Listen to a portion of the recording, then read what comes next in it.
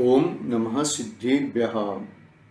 नमो अरिहन्ताणं, नमो सिद्धाणं, नमो आयर्याणं, नमो वज्रायाणं, नमो लोये सौवसाहूणं।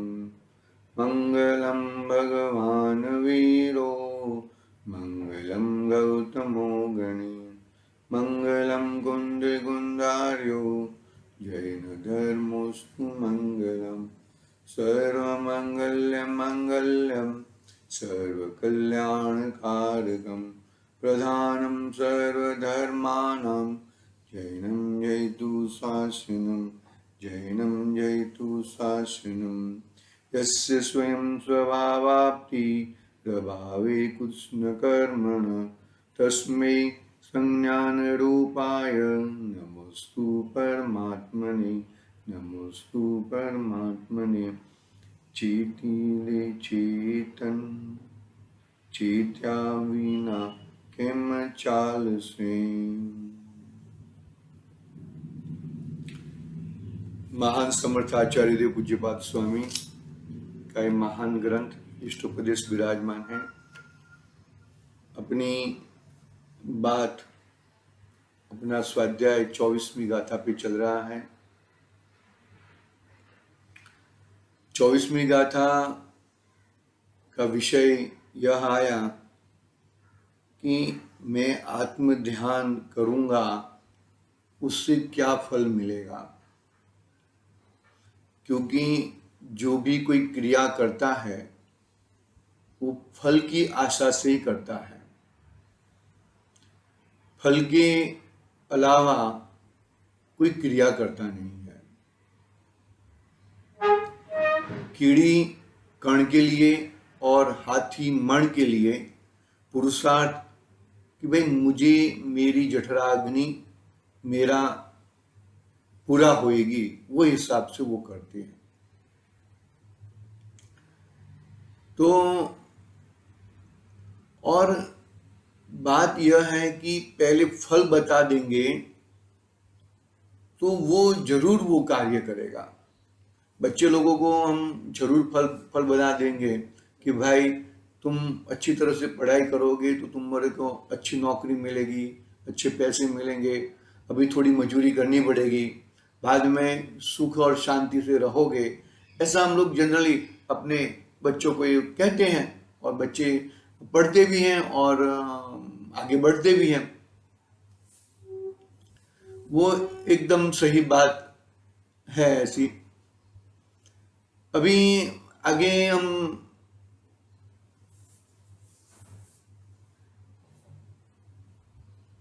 क्या फल मिलेगा उसके रूप में गाथा 24 का अवतरण हमने कल गाथा पढ़ी थी, वापिस एक बार पढ़ लेते हैं।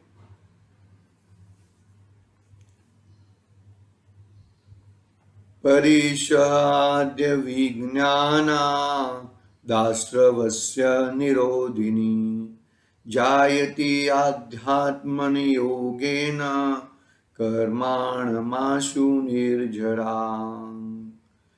निज में निज को चिंतवे, टले परिशह लक्ष्य। ओहो आश्रव अवरोध अरूप, जागे निर्जर कक्ष।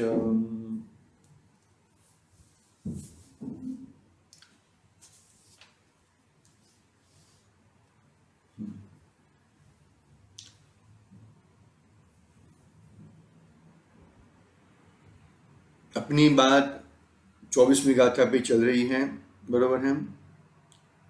हमने अन्वयार्थ पढ़ा था। अन्वयार्थ में यह शब्द आया, उसका अर्थ गुरुदेव कर रहे हैं। देखो कि आश्रव को रोकने वाली कर्मों की निर्जरा शीघ्र होती है। कल भी बताया था कि यदि जो तुम्हारा चित्त, मानोगे हम कोई एक कार्य करते हो तो वो ही वहां पे अपना चित्त लगा रहता है, बरोबर है। तो अपने को दूसरा संबंधी ध्यान में नहीं रहता। मानो कि गैस के ऊपर दूध रखा हो और अपना चित्त आगे पीछे चला गया है तो दूध निकल जाता है। क्यों निकल जाता है? क्यों भाई वहां पे ही खड़े थे, लेकिन मेरा ध्यान इधर और किधर था। उस सुई में धागा माता बहनें पोरोती है तो वो सुई में क्यों नहीं जाता? अरे वो बरोबर मेरा और किधर चला गया था और वो बुरा वो बरोबर दिखता नहीं है। वो सुई का नोक बरोबर दिखता नहीं है, दिखता है तो वो डोरी अंदर क्या बोलते उसको, धागा अंदर जाता नहीं है। ऐसे मतलब कहने का बात, जब एक समय में यह जीव उपयोग है उसका, छद्मस का उपयोग एक ही जगह पे टिकता है, एक समय में एक ही जगह पे टिकता है। आई बात समझ में? छद्मस का उपयोग एक समय में एक ही जगह पे टिकता है। तो जैसे मेरा उपयोगवान के साथ जुड़ा है तो फिर दूसरी जगह से कर्म का आना नहीं होता, उल्टा कर्म की निर्जरा हो जाती है। मेरा उपयोग बराबर ना, मेरा उपयोग मैं दूध गर्म करने के वक्त मेरा उपयोग दूसरी जगह पे चला गया तो वो दूध उबल गया। सुई में धागा पोरते वक्त उपयोग और जगह पे चला गया तो सुई में धागा नहीं जा रहा था, बराबर है। तो ऐसे बहुत सारे उदाहरण ले सकते हैं हम। तो मेरा उपयोग यदि मेरे भगवान आत्मा में टिक गया तो बाहर में क्या हो रहा है उससे कोई निस्बत नहीं है, वो उसको ध्यान में नहीं रहता। ध्यान में नहीं रहता तो कल्याण हो जाता है, कल्याण का मार्ग खुल जाता है।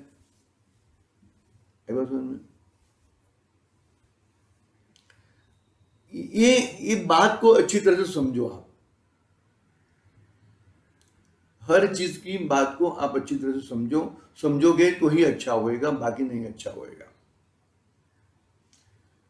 हाँ, क्या बात हुई थी कि भाई मेरा उपयोगवान, यानी कि जहां से उपयोग निकलता है वो उपयोगवान के साथ जुड़ जाएगा तो आश्रव कर्म बंद नहीं होएगा, कर्म का आना रुक जाएगा और जो कर्म बंधे हैं उसकी निर्जरा हो जाएगी। बराबर?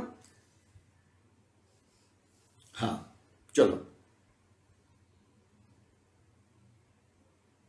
क्या कहा देखो, पढ़ते हैं हम। कर्मों के आगमन को रोकने वाली कर्म निर्जरा शीघ्र होती है।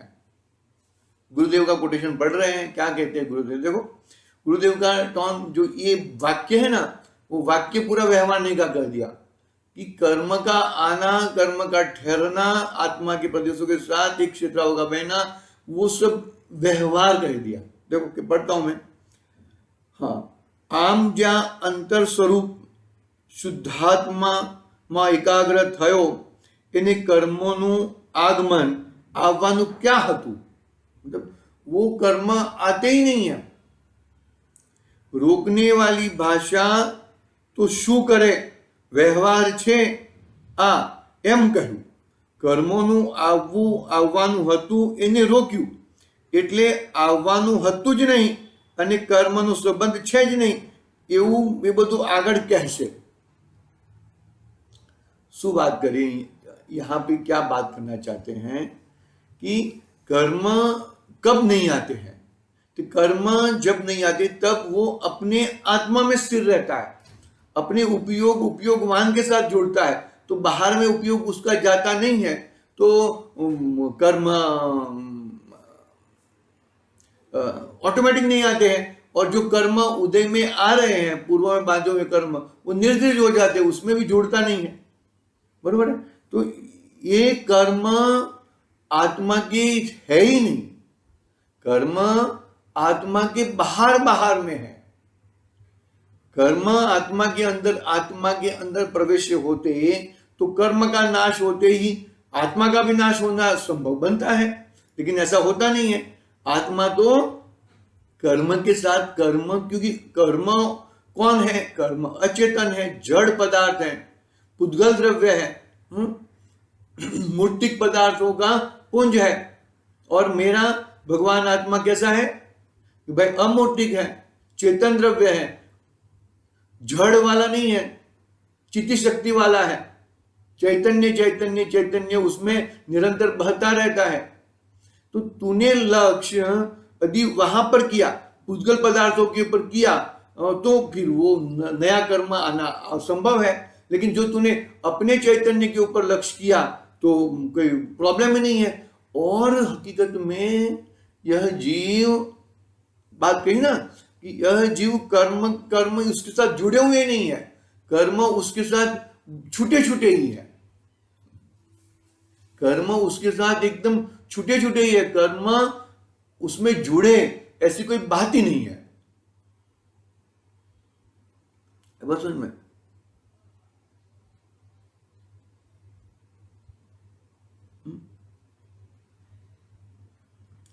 हाँ, कर्मों को आगमन को रोकने वाली कर्म निर्जरा शीघ्र होती है, शीघ्र हो जाती है, कर्म की निर्जरा इमीडिएटली हो जाती है।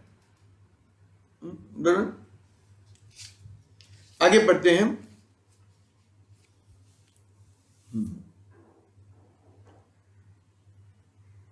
कहां पे बैठ के कर्मों की निर्जरा होती है?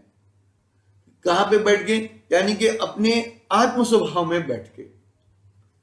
क्यों भाई? आत्म स्वभाव में बैठने से क्या होएगा कि आत्म स्वभाव में कर्म अंदर प्रवेश ही नहीं है, उसके गुण प्रवेश है, उसके दर्शन ज्ञान चारित्र आदि गुण प्रवेश है।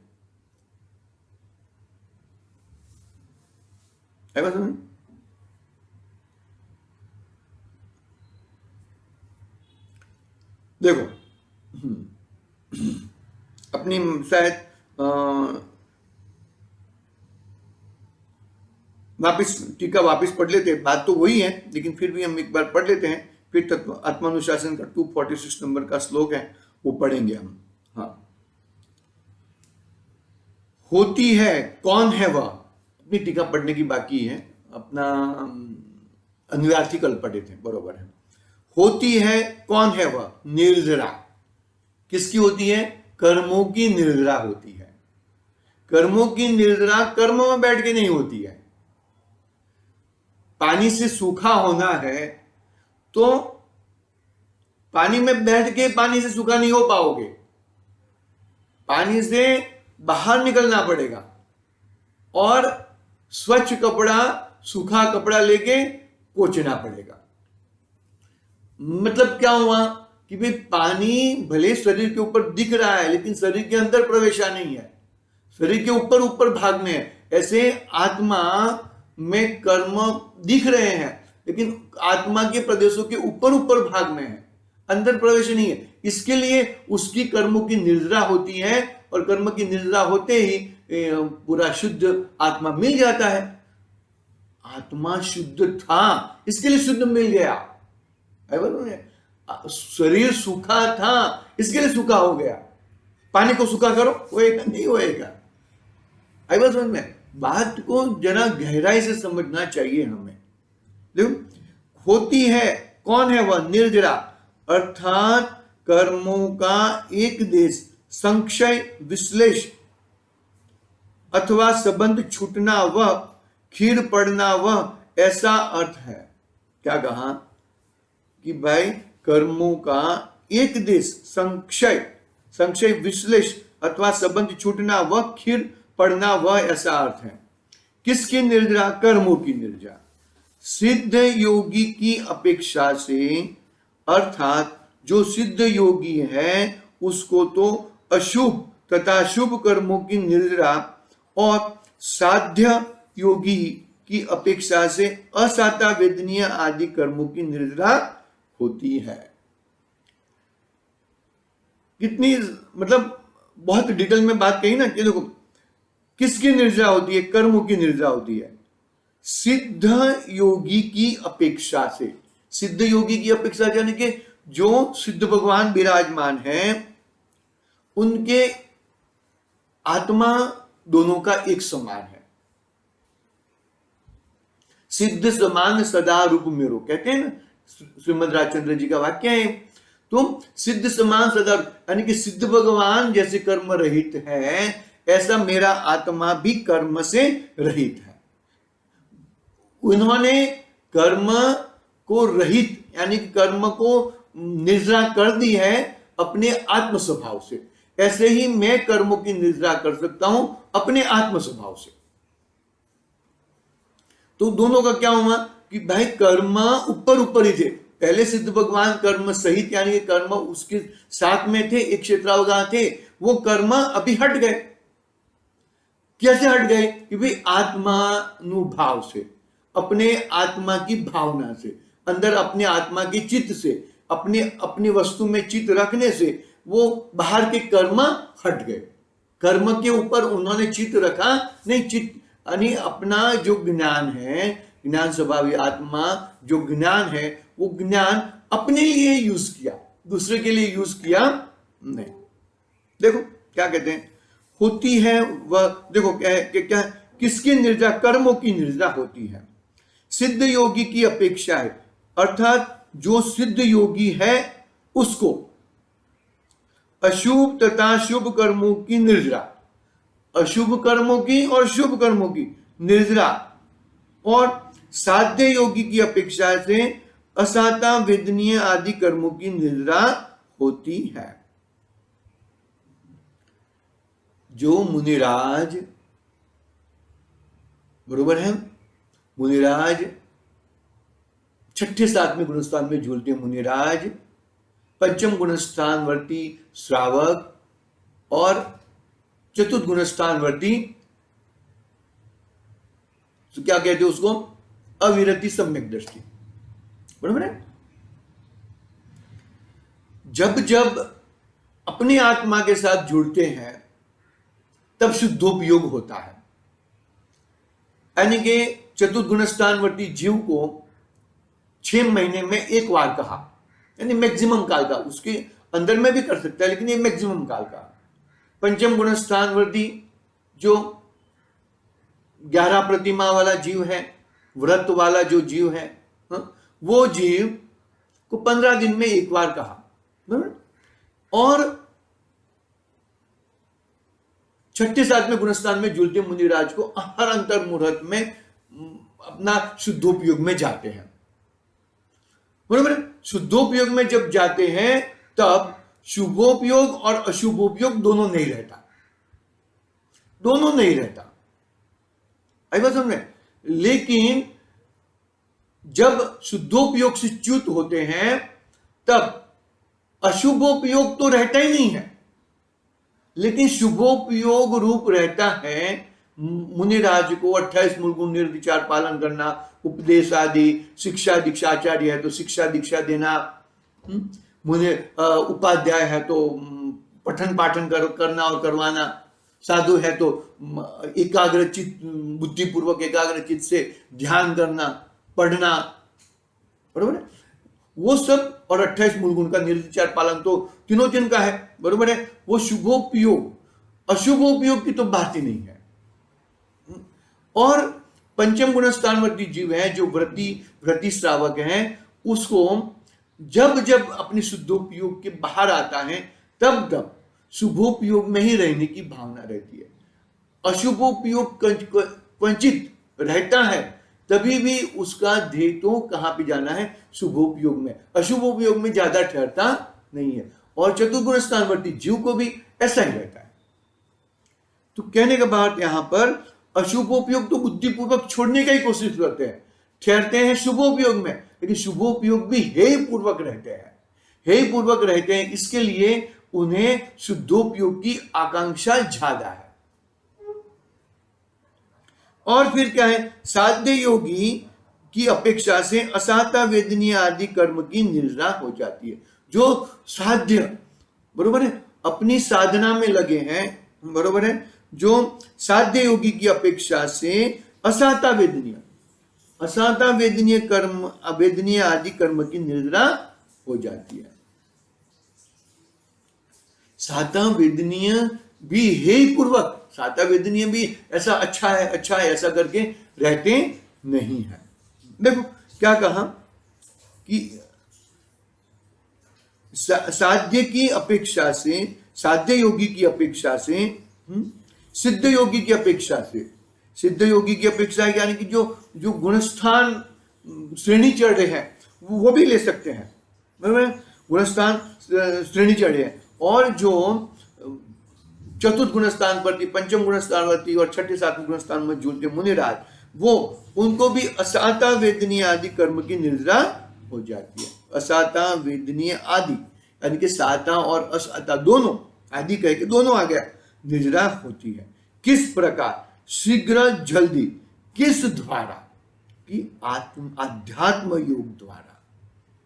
फल बता दिया, आध्यात्म योग, तुझे आध्यात्म योग से यानी कि अपने आत्मा में ही रहना है, अपने शुद्धोपयोग में, तेरा प्रयोग शुद्धोपयोग में ही रहना चाहिए। अशुभोपयोग तो मान लो कि क्वचित, अशुभोपयोग क्वचित आ जाता है तो भी वहां पे रुकते ही नहीं है, और शुभोपयोग में रुकते हैं तो हे बुद्धिपूर्वक रुकते हैं। तो इसका कारण क्या हुआ कि शुद्धोपयोग में ही उनके जाने की भावना है। तीसरे कलश को याद कर दो कि मैं यहां पर शुभोपयोग रूपी कार्य करता हूं, समय सार की व्याख्या लिखने का, समय सार की टीका करने का भाव आया है।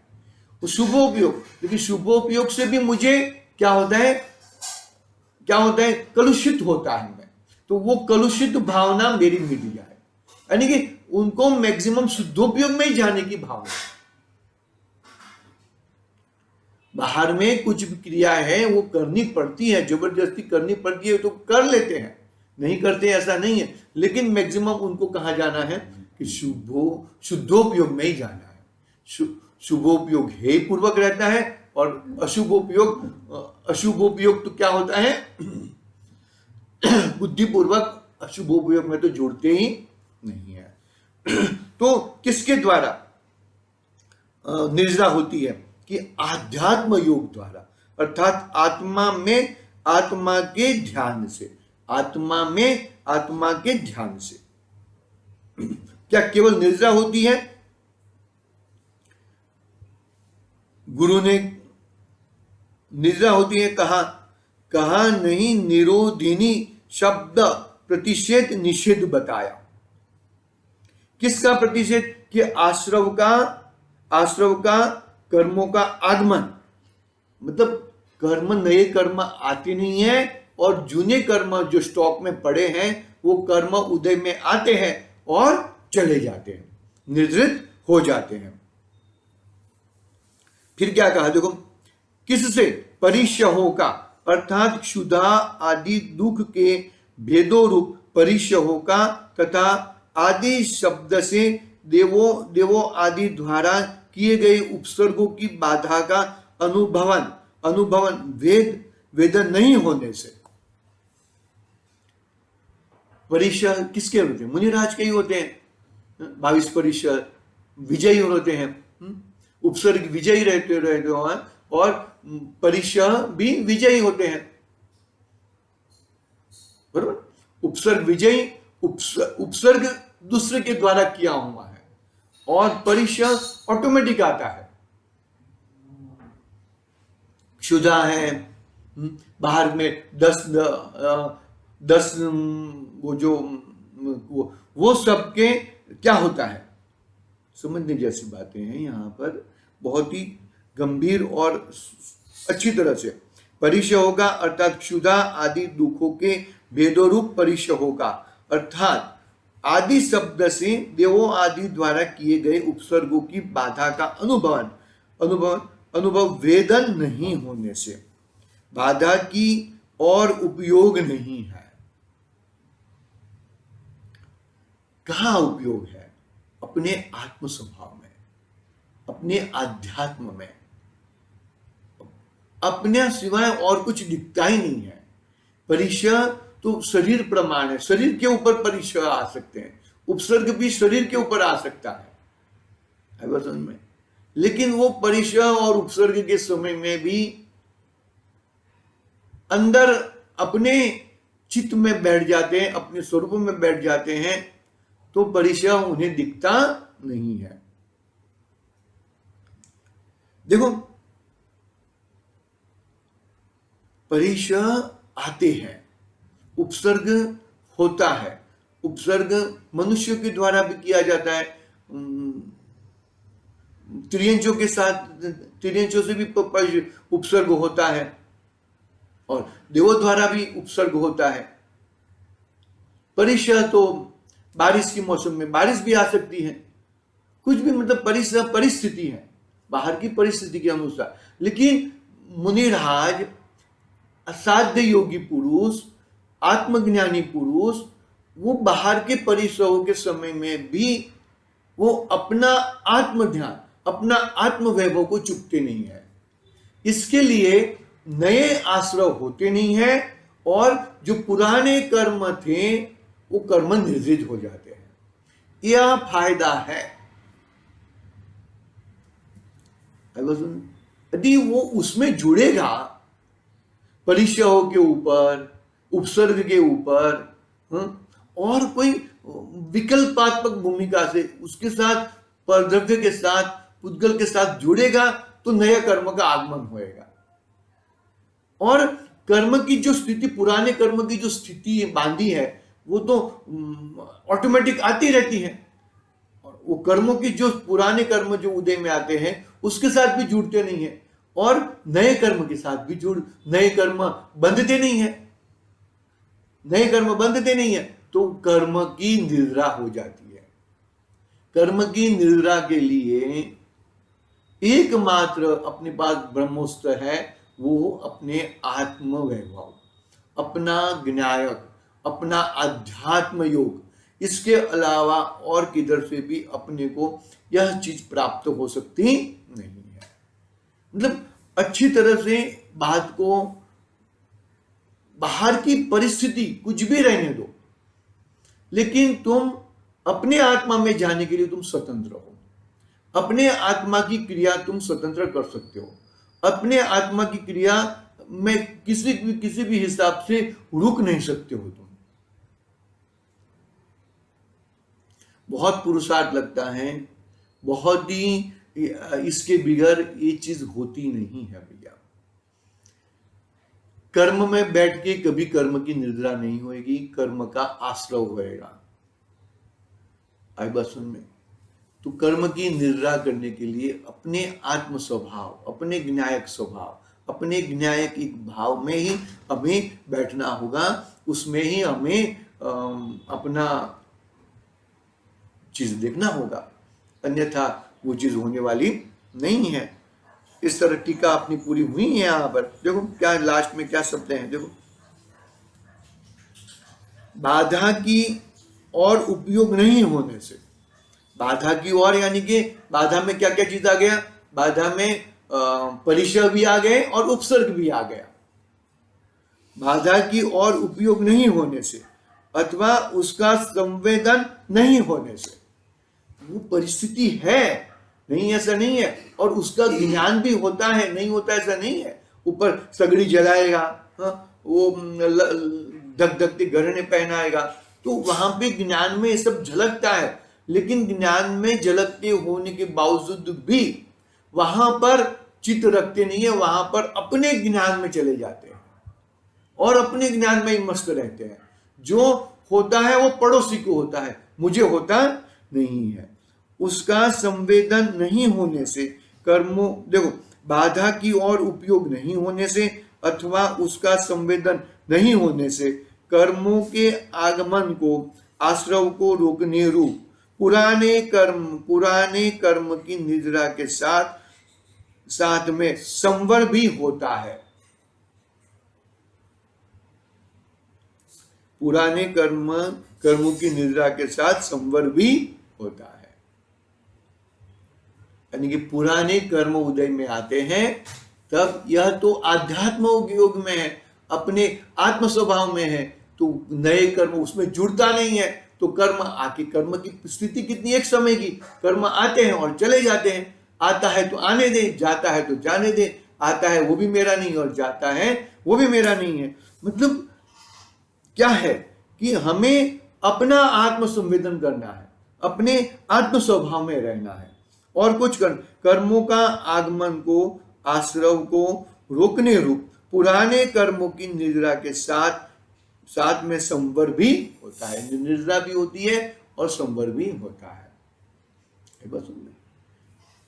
बस अपनी चीज को पहचानो, अपनी चीज में रहो, बहुत ही मजा आएगा, बहुत ही सुख और आनंद होएगा, शांति और सुकून मिलेगा। इसके बाद आप आज यहाँ की बात आत्मानुशासन का श्लोक है, वो कल हम पढ़ेंगे। आज के लिए ओम नमः सिद्धि निज निधि